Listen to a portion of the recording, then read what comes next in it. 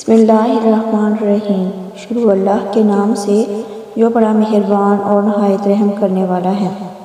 ابابیل اپنا گھونسلہ کنویں میں بناتی ہے۔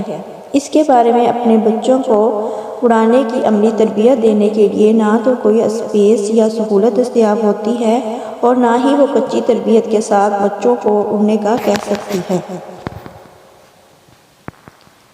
کیونکہ پہلی اڑان میں ناکامی کا مطلب پانی کی دردناک موت ہے۔ مزید کسی ٹرائی کے امکانات زیرو ہیں۔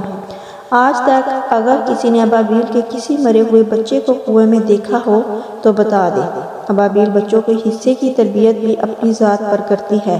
بچوں سے پہلے اگر وہ اپنے گھونسلے سے دن بھر میں 25 اڑانیں لیتی ہے تو بچے انڈوں سے نکلنے کے بعد 75 اڑانیں لیتی ہے۔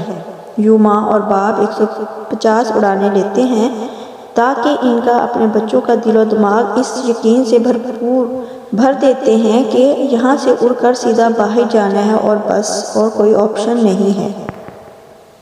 ایک دن آتا ہے کہ بچہ ہاتھ سے نکلے ہوئے پتھر کی طرح گھونسلے سے نکلتا ہے اور سیدھا جا کر کنویں کے منڈیر پر بیٹھ جاتا ہے۔ ہماری اولاد ہمارے یقین میں سے اپنا حصہ پاتے ہیں۔ اگر ہم خود یقین اور عمل سے تہی دست ہوں گے تو اولاد کو کیا دیں گے؟ بچوں کو کہانیاں نہ سنائیے بلکہ عمل کر کے دکھائیے۔ یقین کریں وہ جتنا آپ پر اعتماد کرتے ہیں دنیا کے کسی کتابی ہیرو پہ نہیں کرتے۔